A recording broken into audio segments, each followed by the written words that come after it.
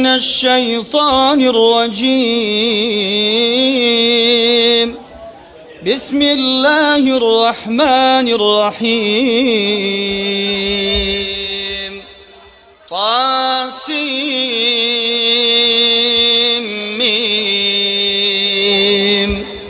تلك آيات الكتاب المبين نتلو عليك من نبأ موسى وفرعون بالحق لقوم يؤمنون. إن فرعون علا في الأرض وجعل أهلها شيعا يستضعف طائفة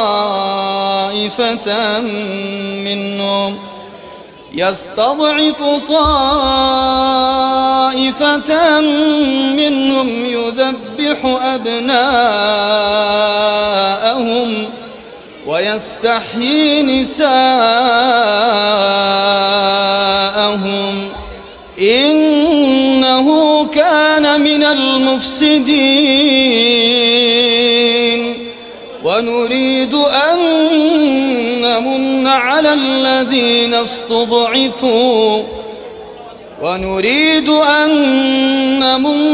الذين استضعفوا في الأرض ونجعلهم أئمة ونجعلهم الوارثين.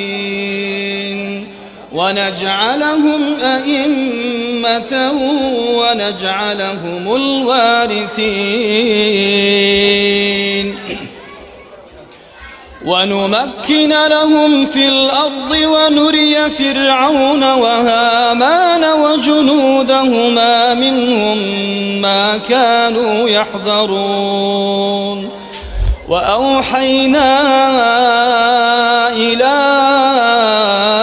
أم موسى أن أرضعيه فإذا خفت عليه فألقيه في اليم ولا تخافي ولا تحزني إنا رادوه إليك وجاعلوه من المرسلين. فالتقطه آل فرعون ليكون لهم عدوا وحزنا إن فرعون وهامان وجنودهما كانوا خاطئين. وقالت امرأة فرعون قرة عين لي ولك لا تقتلوه عسى أن ينفعنا أو نتخذه ولدا وهم لا يشعرون.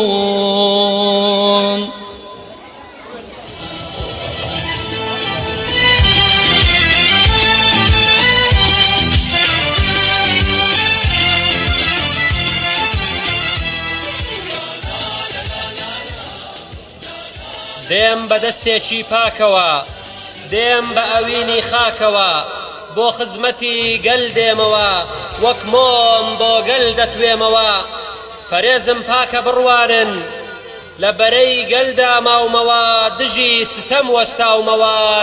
ستەم وەستاومەوە. بەڕێزان ئامادەبوانی خۆشەویست ئێستاش ئێوە و مارشی 104 لیستی کۆمەڵی ئیسلامی کوردستان لەلایەن گروپی گەنجانەوە.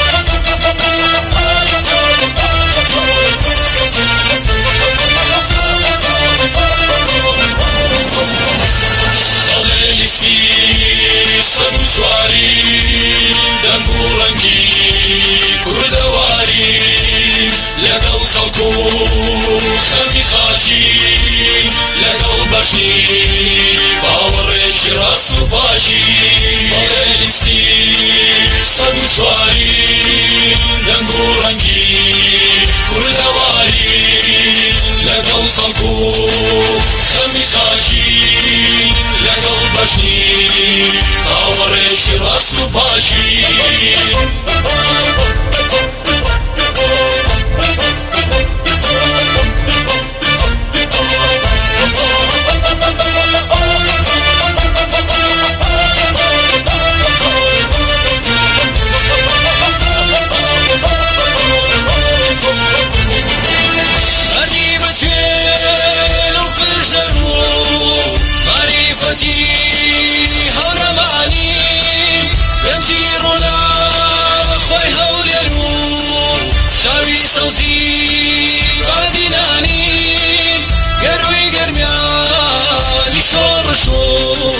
بەیامی پێکەوە ژیانی ڕۆحی سەرکاشی ئازادی و سەهەندی سەر کوردستانی گەروی گەرمیانی شۆڕش و بەیامی پێکەوە ژیانی ڕۆحی سەرکاشی ئازادی و سەهەندی سەر کوردستانی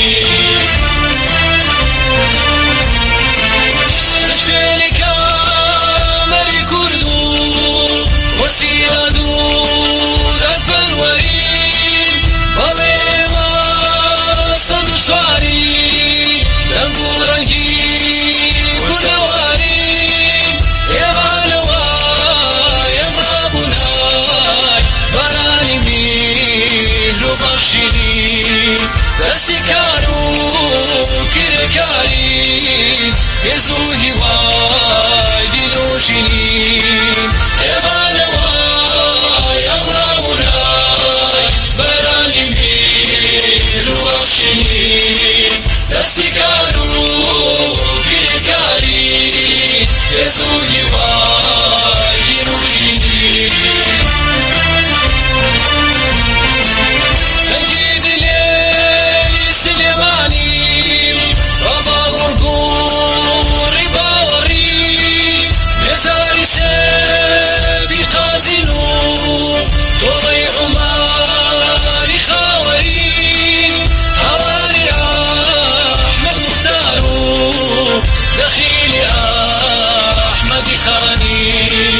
پێشمەرگەی دەست بەدەست نێژوو ئەم جارەکەی مەحموود خانی هەواری ئەحمەد موختار و دەخیلی ئەحمەدی خانی پێشمەرگەی دەست بەدەست نێژوو ئەم جارەکەی مەحموود خانی ئێستی سەد و چواری دەنگ و ڕەنگی کوردەواری لەگەڵ خەڵکو خەمی خاچی لەگەڵ بەشنی باوەڕێکی ڕاست و باشی بەڵێ لیستی سەد و چوارین دەنگ و ڕەنگی کوردەواری لەگەڵ خەڵکو خەمی خاچی لەگەڵ بەشنی باوەڕێکی ڕاست و باشی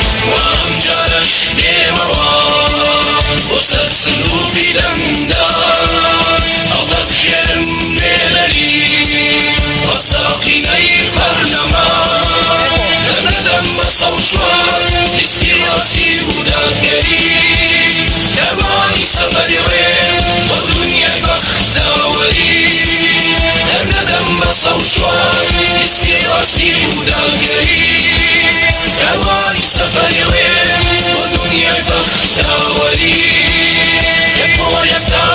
دەستی سبر هەنگاوی یەکەم چوارم چوار پارچەی وڵاتیانی بۆ فیداکەم بە خەرمانێک هەڵوێستی پرشنگدارەوە بە متمانە و بڕوا و هیوا و هاوارەوە بە سەروەری ئێستام و ڕابردوومەوە بۆ خزمەتی گەل و خاکم ڕابوومەوە بەڕێزان دیارە ئاهەنگەکەمان بە شێوەی ڕاستەوخۆ لەلایەن کەناڵی ئاسمانی پەیامەوە دەگوازرێتەوە هیوادارین ئاڵەکانتان بەرز بکەنەوە ئێستاش ئێوە وتەی بەخێرهاتن لەلایەن دکتۆر شوان حوسێن سۆفی بەرپرسی ئەنجومەنی یەکی خەباتی کۆمەڵی ئیسلامی کوردستان جەنابیان با بفەرموێت.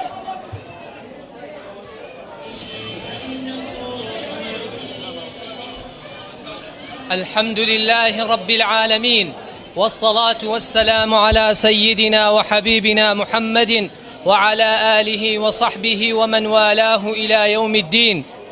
بناوی ئەنجومەنی خەباتی کۆمەڵی ئیسلامی کوردستانەوە بەخێرهاتنێکی گەرمی هەموو لایەک دەکەین دەنگ دەران و جەماوەری خۆشەویست و ئازیزی قەزای خەبات و دەوروبەری دڵسۆزان و پشتیوانان و سەرخەرانی لیستی ١٠٤ کۆمەڵی ئیسلامی کوردستان، لیستی هەڵوێست و مەردایەتی، لیستی گۆڕانکاری، لیستی چاکسازی ڕیشەیی، لیستی بەرەی خەڵک و مەزلومان، لیستی دژی زوڵم و ستەم و نادادی و گەندەڵی، لیستی چەسپاندنی دادگەری، لیستی داکۆچیکات لە ماف و داخوازێڕەوەکانی خەڵک و جەماوەری کوردستان، لیستی خواناسان، لیستی چاکەخوازان، لیستی پاکان، لیستی بوێران، لیستی ئازایان، لیستی مەردان، لیستی کۆمەڵی ئیسلامی کوردستان و بە خێراتنێکی گەرمی ئەندامانی سەرکردایەتی و کاندینە بەڕێزەکانی بازنەی پارێزگای هەولێری کۆمەڵی ئیسلامی کوردستان لە خوای پەروەرگار داواکارین خوای پەروەرگار چاومان ڕوونکە بەسەر کەوتنێکی گەورە پشتیوان بەخوا بەویستی خودا لە 12/5 سەرکەوتنی گەورە بەڕێوەیە جەماوەری قەزای خەبات و دەوروبەری ئەو جارە بڕیاری خۆیان دەدەن سزای گەندەڵکاران دەدەن سزای ستەمکاران دەدەن ئەوانەی کەوا 27 ساڵە قەزای بێناز و بەشخراوەکەی خەباتیان بێبەشکردێ مەحروم کردێ لە سادەترین خزمەت گوزاریە سەرەتاییەکان بۆیە دووبارە داواکارین لە دەنگدەران و جەماوەر و خەڵکی ئازیزی قەزای خەبات و دەوروبەری ئەو جارە دەنگ بدەن بە لیستی خۆیان لیستی 104 کۆمەڵی ئیسلامی کوردستان لیستی بوێران لیستی مەردایەتی لیستی گۆڕانکاری ڕیشەیی لە کوردستاندا بۆیە دووبارە بە خێراتنێکی هەموو لایەک دەکەین زۆر سپاسان دەکەین یاخۆ بەخێر بێن خوای گەورە پاداشتان داتەوە بەویستی خوا دووبارەی دەکەینەوە لە 12/5 سەرکەوتنی گەورە بەڕێوەیە مفاجعەی گەورە بەڕێوەیە لە خەبات و دەوروبەری و هەموو کوردستان بۆ لیستی 104 کۆمەڵی ئیسلامی کوردستان پشتیوان بەخوا إن النصر لقريب ألا إن نصر الله لقريب وصلى الله على سيدنا وحبيبنا محمد وعلى آله وصحبه وسلم.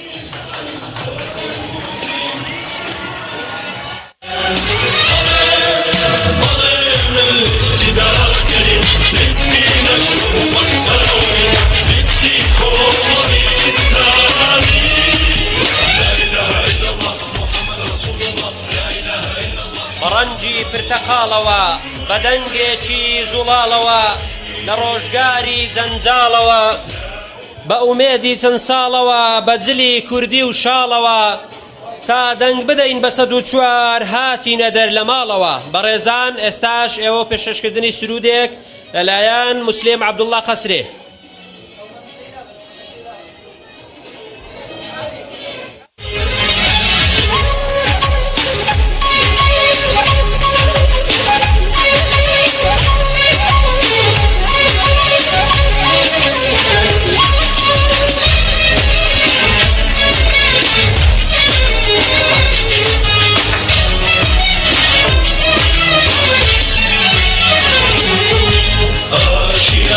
چرا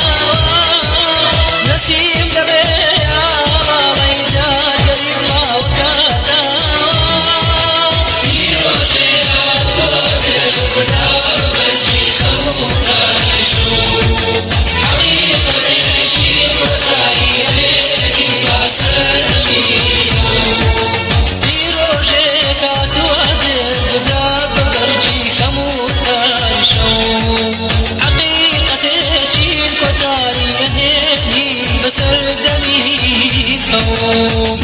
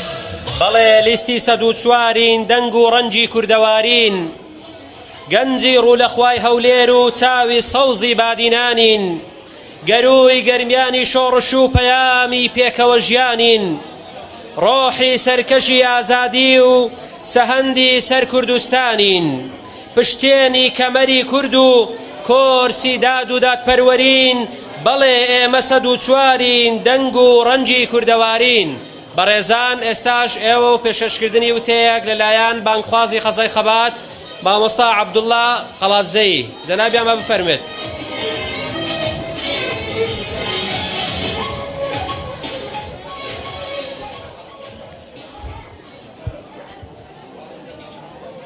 جان زیچکەم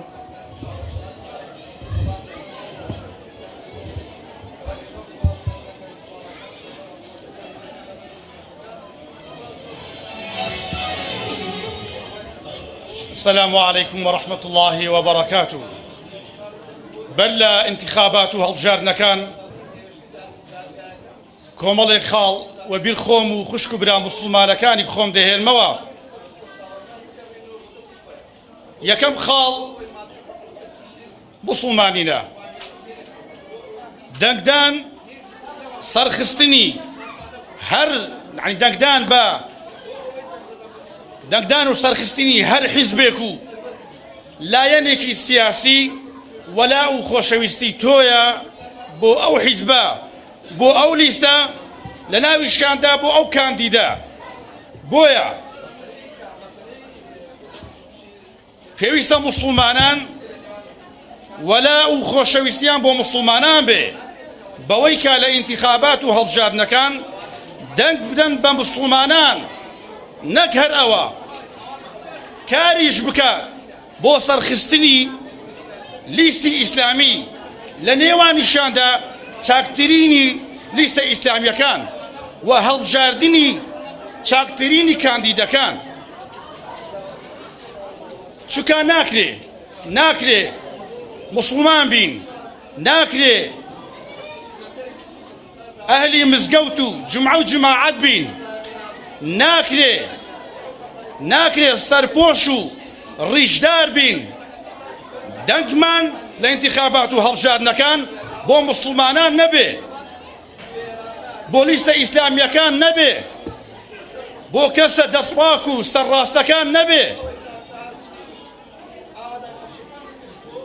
خوای رب العالمین جل جلاله دەفەرمێ لا تجد قوما يؤمنون بالله واليوم الآخر يوادون من حاد الله ورسوله ولو كانوا آباءهم أو أبناءهم أو إخوانهم أو عشيرتهم.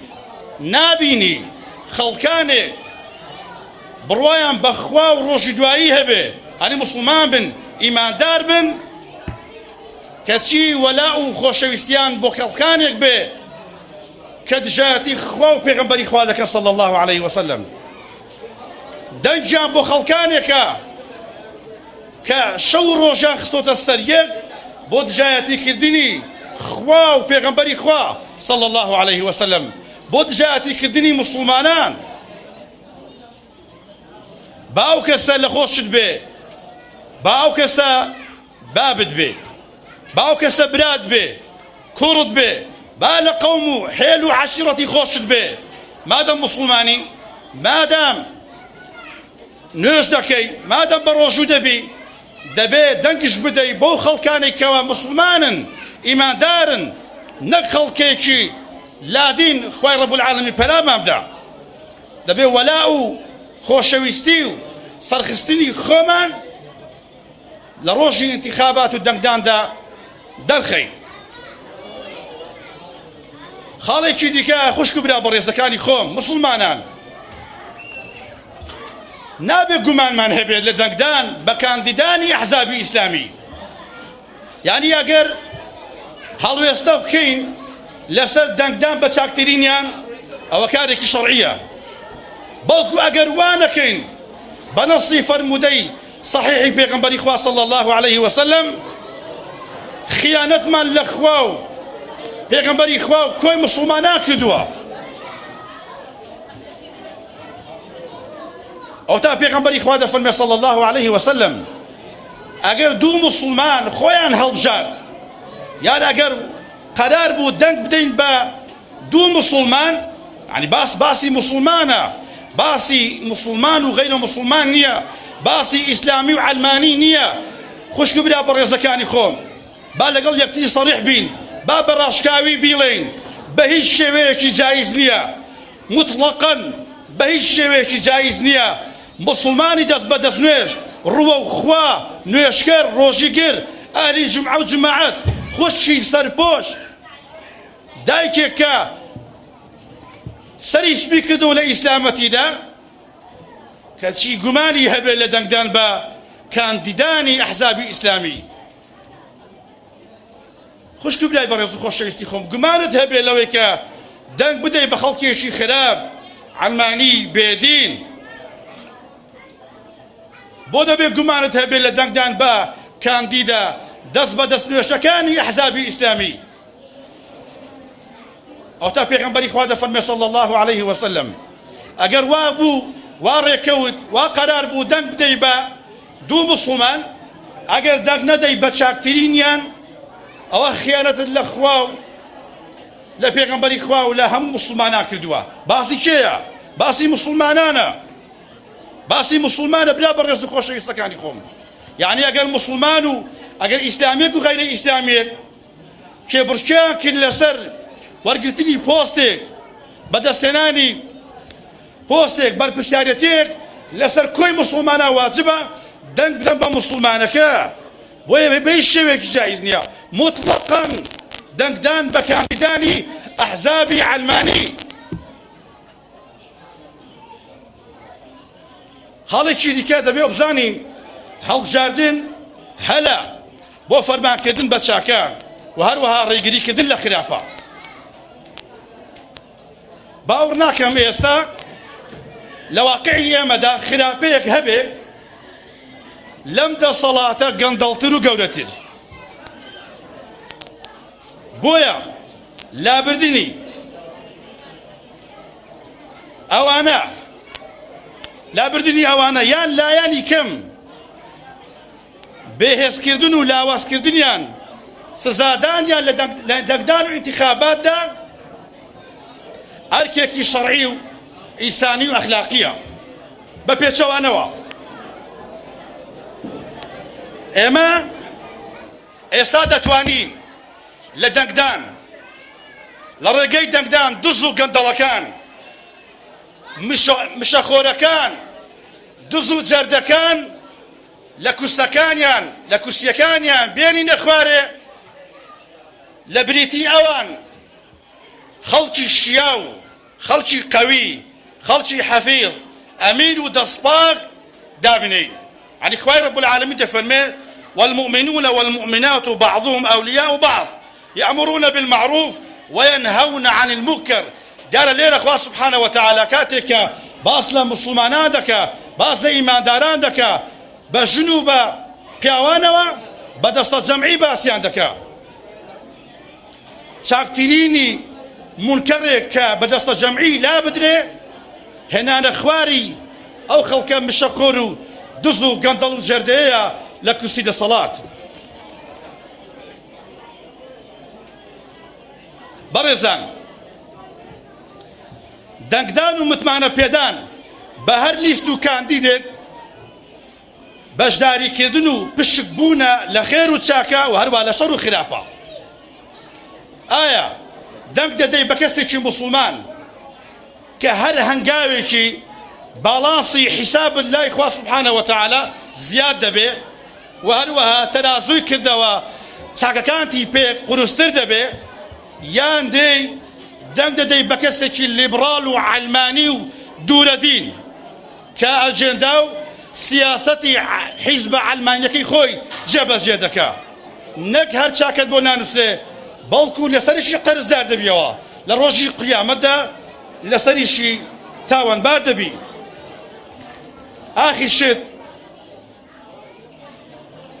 ئاخر شت هەڵبژاردن هەلە و دەرفەتێکی زێڕینە بۆ سزادانی هەموو ئەوانەی کە لە چەند ساڵی ڕابردوو لە پێناومانەوەی خۆیان و بنەماڵەکانیان بازرگانیان بە دین و ژینی ئەو میلەتە موسڵمانە بەشمەنێتە کردووە. بە پێچەوانەوە بێدەنگی و بەشداری نەکردنی خەڵک و هەروەها خەڵک سارکردنەوە لە دەنگدان و لە ئینتیخاباتدا ڕازیبوون و کارکردنە و هەروەها درێژە پێدانی ئەو ستەمە قۆڕخکاریەی دەسەڵاتە کە لە ماوەی ڕابردوودا کردوویەتی. و هەروەها دەنگ نەدان و بەشداری نەکردن بە قسەی خەڵکانێک کە بە خۆیان بزانن یان نەزانن دەزانی ئاو لە ئاشی چێ دەکەن. بەڕاستی هەڵەیەکی گەورەیە، فێڵێکی دەسەڵاتە، فێڵێکی ئەحزابی عەلمانیە لەو خەڵکە موسڵمانەی دەکا. باوریابی موسڵمانینە، باوریابین، بزانین لەگەڵ چێ دەبین، بزانین لەگەڵ چێ دەبین، لە دنیا لەگەڵ چێ بووی لەگەڵ چێ بی، لە قیامەتیش لەگەڵ ئەودا دەبی. لە دنیا شێت خۆشویست بێ بە شێ ڕازی بووبی، لە قیامەتیش لە ژێر لیوا و ئاڵای ئەودا عەشر دەکرێی. پێت خۆشە لەگەڵ خەڵکێشی مسلمان و دیندار بی، ئەوە دەبێت دەنگیشت بۆ مسلمانان بێ، ڕەنگت لەگەڵ مسلمانان بێ. بە پێچەوانەشەوە ئەگەر بێت و خوا نەخواستە دەنگ نەدەین یا خوا نەخواستە دەنگمان بۆ خەڵکانێکی دوورە دین بێ، ئەوە بەڕاستی دەبێت لە دین و عەقیدە و بیر و باوەڕی خۆمان بترسین. والسلام عليكم ورحمة الله وبركاته.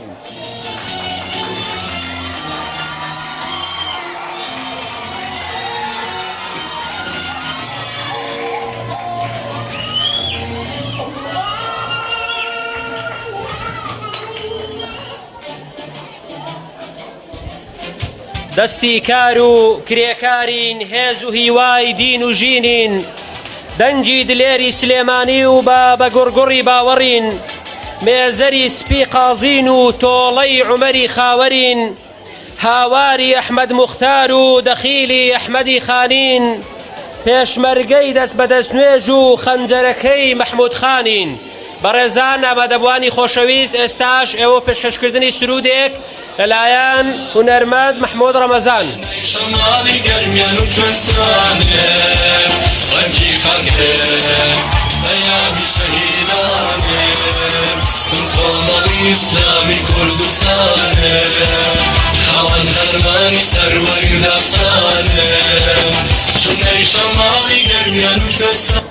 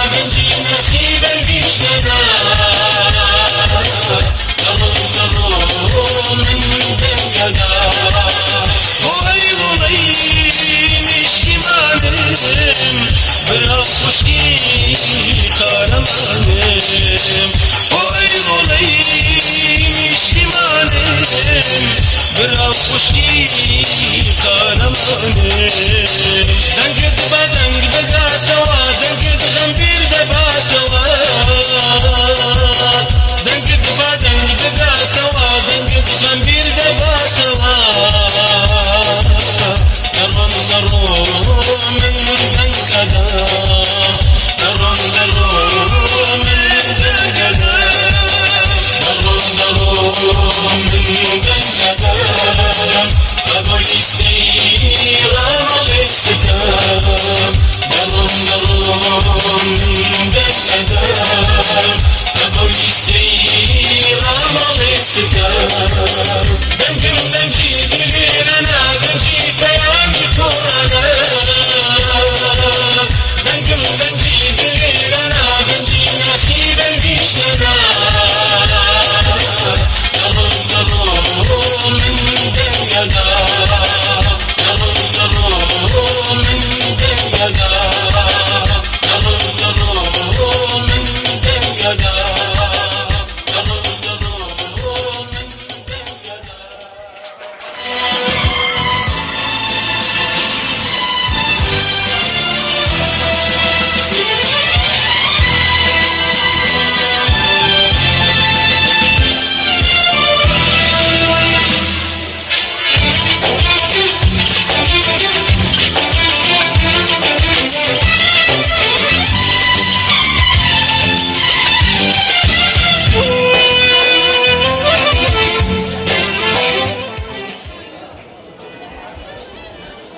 دەنگتان بدەن بەو ئاڵایەی کە شومبولی سێبەری هەموو دنیایە کامەرانی و میهرەبانی ئاوەدانی و ئایندەی لە هەکبەدایە بەڕێزان ئامادەبوانی خۆشەویست ئێستاش ئێوە وتەی مامۆستا زانا ڕۆستایی سەرۆکی لیستی کۆمەڵی ئیسلامی کوردستان لیستی 104 لە پارێزگای هەولێر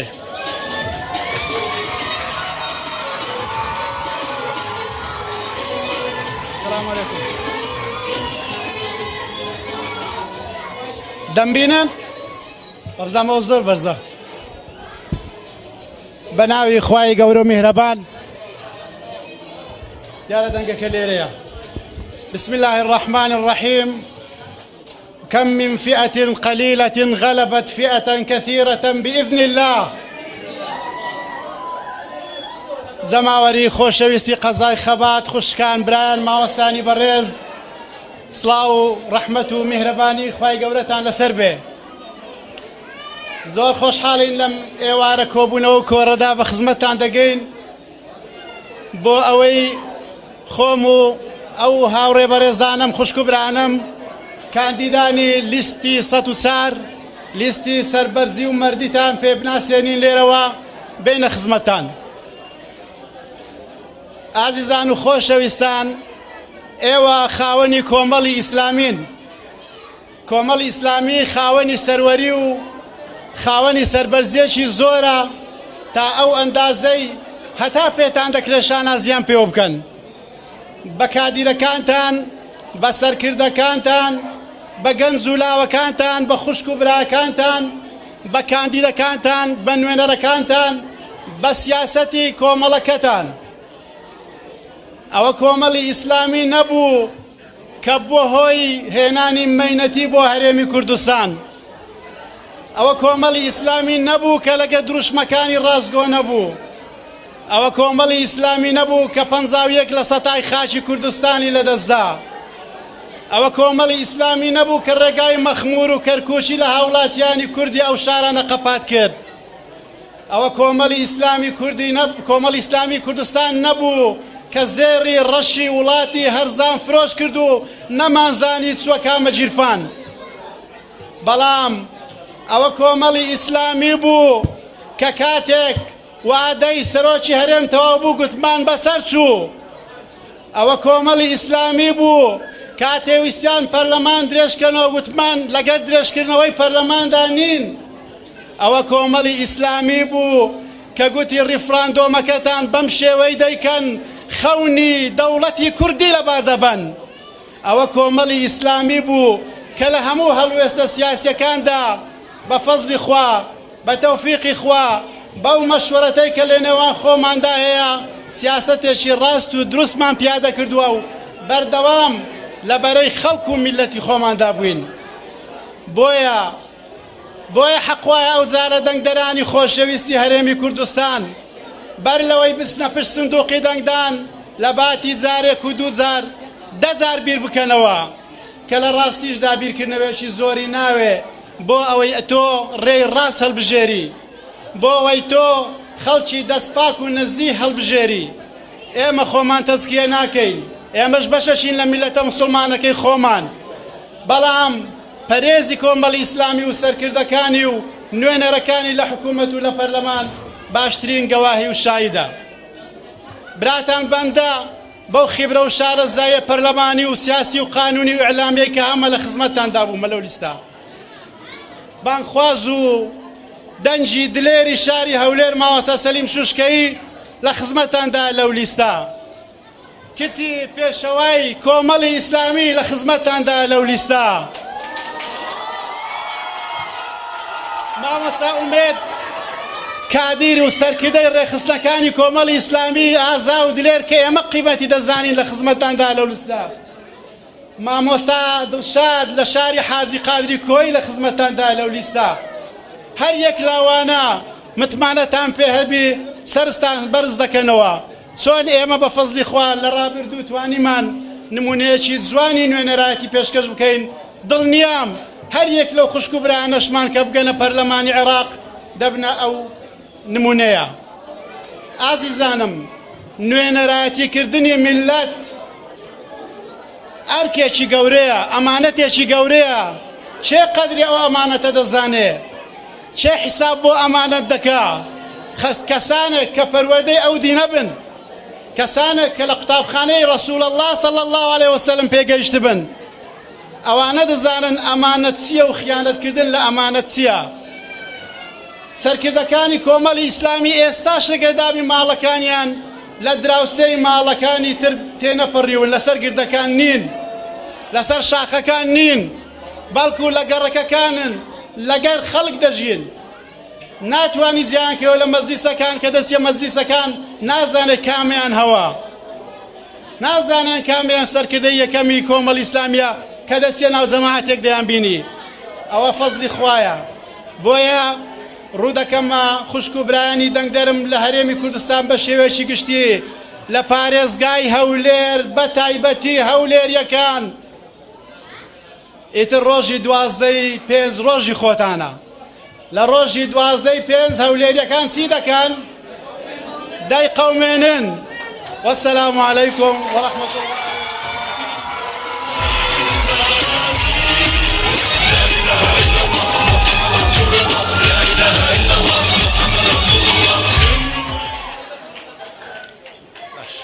بەڵێ لیستی 104ین دەنگ و ڕەنجی کوردەوارین، لەگەڵ خەڵک و خەمی خاچین، لەگەڵ بەژنی باوەڕێکی ڕاست و پاچین.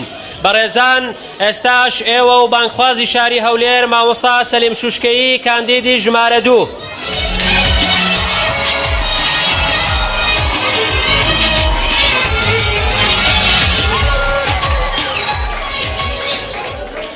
بسم الله الرحمن الرحيم. الحمد لله والصلاة على رسول الله وعلى آله وصحبه ومن والاه. شاروسكي خبات يعني خبات و تيكوشان و برخودان. إن شاء الله ناوي خوتان بخوتانوا باشترين خباتيش أويكوا بتوانين خبات كين بورا ماليني دا صلاة داريكي استمكار دا صلاة داريكوا كردستاني بمروغاند. ئێمە بەیداخەکەمان لا إله إلا الله یەکەم وشەی لا إله إلا الله پێمان دەڵێ لا بەمەعنا ڕەتکردنەوە، واتە هەرچی زوڵم و هەچی ستەم و هەچی خراپەکاریە ئێمە ڕەتی دەکەینەوە و ئیسپات دەکەین بۆ هەموو دنیا، ئیسپات دەکەین بەرامبەر خوای پەروەردگار کە تەنها ئیعتراف دەکەین بە ئەڵڵا کە خودامان بێ و هەوڵیش دەدەین کەوە لە ڕێگای مادەی 2 دەستوری عێراق کە فرسەتێکی زۆر زێڕینە بۆ ئێمەی ئیسلامی کە دەڵێ لا يجوز سن قانون يتعارض مع ثوابت أحكام الإسلام نابێ لە پەرلەمان هیچ قەرارێکی بێشەرعی دەرچێت کردومانە وەسیلە بۆ ئەوەی زۆربەی نصوصە قورئانیەکان دەقە شەرعیەکان لە قانوندا جێگا بکەینەوە.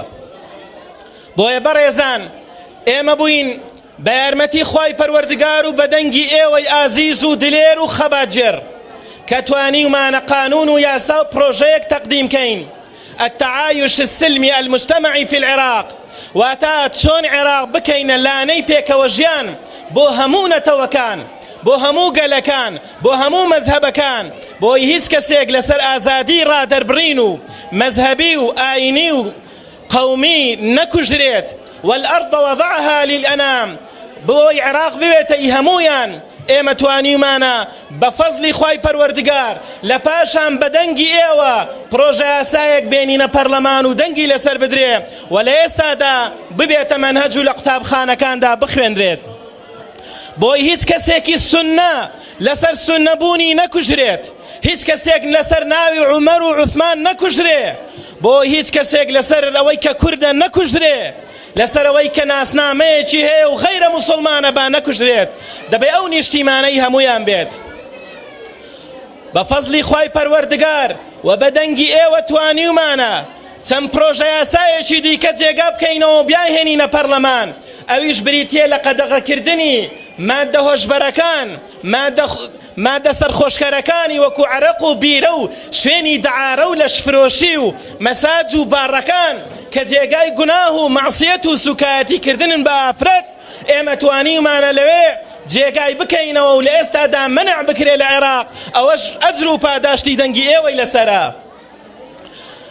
چەندین پرۆژەی دیکەمان تەقدیم کردووە، لەوانە ئێمە بووین لەو کاتەی کە شارەکانی سونە تۆپ باران دەکرا، بە قومبەلەی بە بەرمیلی پڕ تێنتی وێران دەکران، ژن و مناڵ هاواریان لێ هەڵدەستا، هیچ کەسێک نەیدەتوانی دیفاعیان لێ بکە.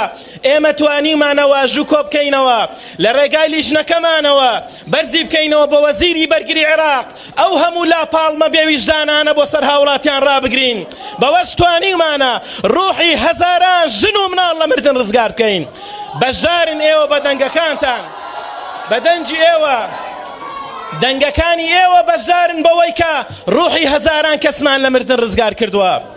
و هەروەها لە ڕێگای لیژنەی قانونیەوە توانیمانە کاکزانە و هەمومان بەیەکەوە کارمان کردووە بەوەی کە قانونی عەفوعام بێ، هەزاران کەسی بێگوناح لە زیندان ڕزگار بکەین.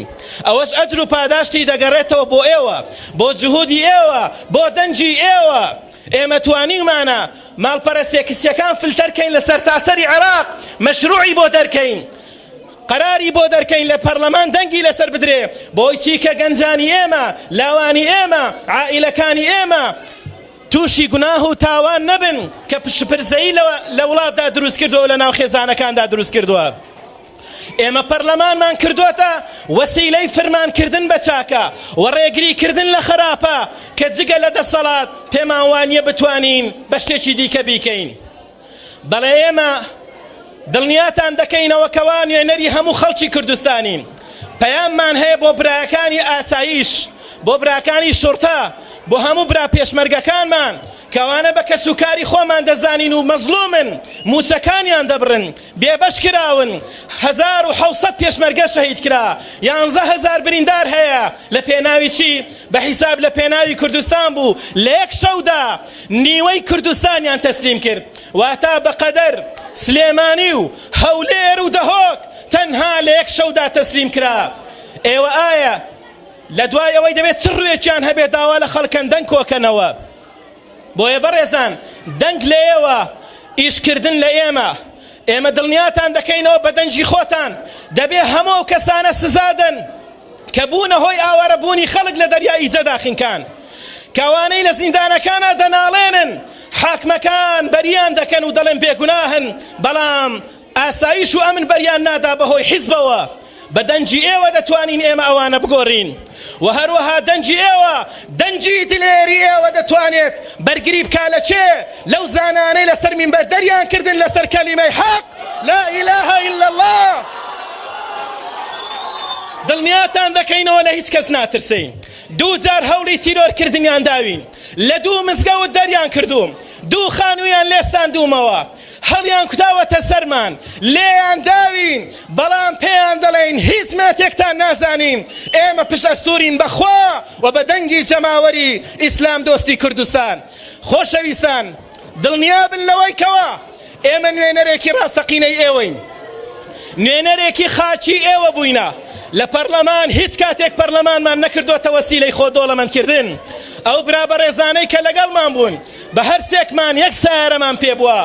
ئەو کاتەشی کە میوانێکمان هات بێ ئەگەر لە حیزبەکەی خۆشمان نەبوو بێ لە خزمەتی دابووینە خۆمان بە پێچووین بۆ پەرلەمان کە جگە لە ئێمە هیچ پەرلەمانتارێک لەسەر تاسەری عێراق شتی وای نەکردووە. ئێمەین ماڵمان لە گەڕێکی هەژارانە، ئێمەین بە سایارەکانمان، بە خۆمان، بە منداڵمان، بە هەموو شتێکمان لەگەڵ ئێوە داین. نوێنەرێکی ڕاستمان لەگەڵتان گوتووە. ئێستاش کە هاتوین پەرلەمان بە وەسیلەی ئەمر بە مەعروف و نەهی لە منکەر دەزانین، لە خزمەتتان داین. بە دەنجی خۆتان لە 12/5 ئەو گەندەڵکارانە سزادن. دەنجی ئێوە بەڕاستی وەکو چەکچەکەی کاوەوایە بەو زوحاکانەی کە کوردستانیان بەمڕۆگەیان. زۆر سپاس بۆ ئێوە، زۆر سپاس بۆ هاتنتان. دەنگ لە ئێوە، خزمەت لە ئێمە.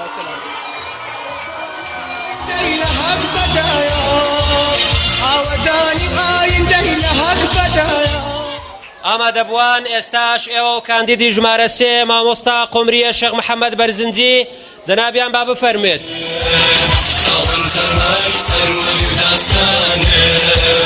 شنەی شەماڵی گەرمیان و چۆسانێ ڕەنگی خەڵکێ بەیامی شەهیدانێ.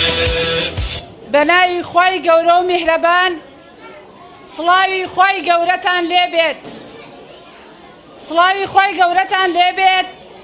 ئەمڕۆ زۆر دڵخۆشم، زۆر دڵخۆشم چونکە هەر ئەمڕۆ بۆ پشتیوانی لیستی 104 کۆمەڵی ئیسلامی، لیستی سمبولی ڕوبەڕووبوونەوەی ستەم و گەندەڵی لە لانکی ڕابوونی ئیسلامی و لانکی شۆڕشەوە دۆڵی سماقوڵیەوە پشگیری لیستی 104 کرا لەلایەن پۆلێک پێشمەرگەی دێرین، پێشمەرگەی سەنگەرەوە.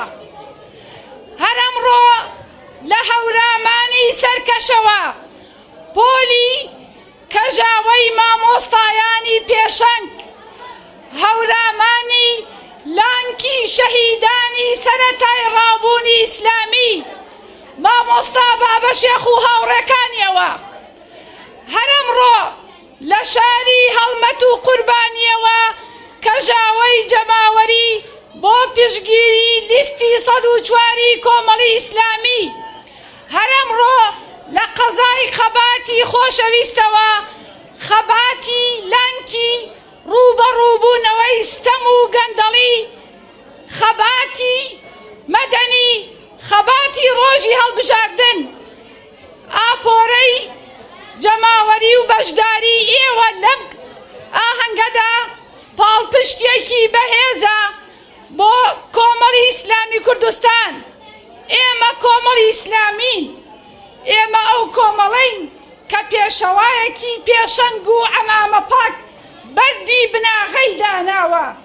ئەمیر و پیاوێکی مرد ئەمیرایەتی دەکات، شوێن کەوتووە بوێرەکانی پەرێز پاک و خزمەتکاری ئەم میلەتەن. ئێمە کۆمەڵین، بە کۆمەڵ و بۆ کۆمەڵگە هاتوومەوە. من کۆمەڵم بە کۆمەڵێ هەڵوێستەوە هاتوومەوە. من کۆمەڵم بە کۆمەڵێ خەمی خەڵکو، من کۆمەڵم بە کۆمەڵێ خەمی خەڵکو، خەمی خەڵکو، خەمی گەلۆ هاتوومەوە. من کۆمەڵم خوێن لە زامم ئەتکێتەوە. من کۆمەڵم بۆنی شەهیدانی سەنگەر و بەسەرهاتی دڵتەزێنی ئافرەتانی ئەنفالم لایە. بە هەواڵی شەهید بوونی بژاردەکانی کاروانمەوە هاتوومەوە شەهید قاسم من کۆمەڵم بەڵام ئەم جارە هاتوومەوە پێتان بڵێم پیرۆستان بێ سەرکەوتنێک بەڕێوەیە سەرکەوتنی شۆڕشی پرتەقاڵیە بۆ کامەرانی ئێوەیە سەرکەوتنی شۆڕشی پرتەقاڵیە بۆ کامەرانی ئێوەیە بۆ نەیارەکانی کۆمەڵ وەک ڕەشەبا کرێوەیە بۆ نەیارەکانی کۆمەڵ وەک ڕەشەبا کرێوەیە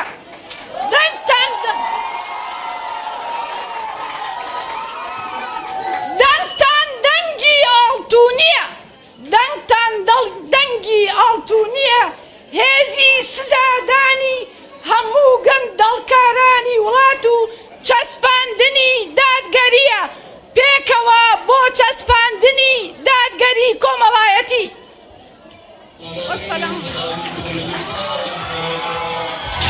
دەرمانی سەروەردەسانم شنەی شەماڵی گەرمیان کەسانم بەڕێزان ئێستاش ئێوە و کاندیدی ژمارە 4 مامۆستا ئومێد مستەفا عەبدوڵڵا با جەنابیان بفەرموێت.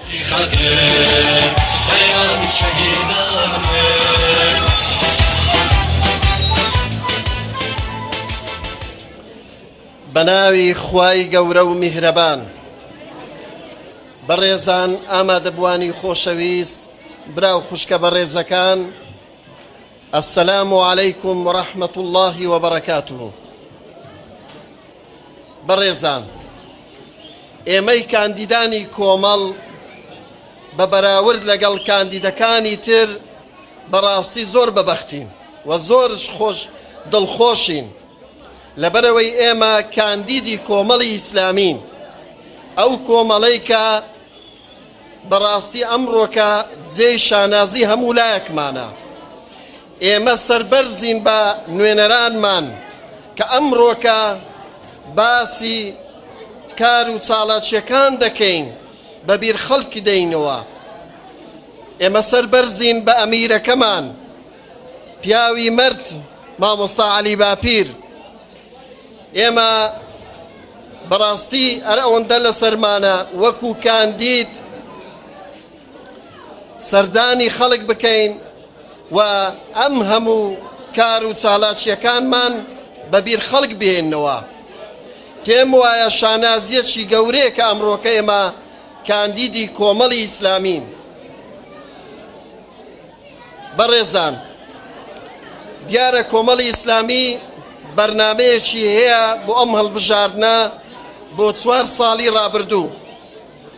ئێمە وەکو نوێنەران ئینشاءالله ئەگەر خوا قسمەتی کرد کار لەسەر ئەوە دەکەین بەرنامەی کۆمەڵ تەرجومەکەین دڵسۆزانە و بە وەفا بین.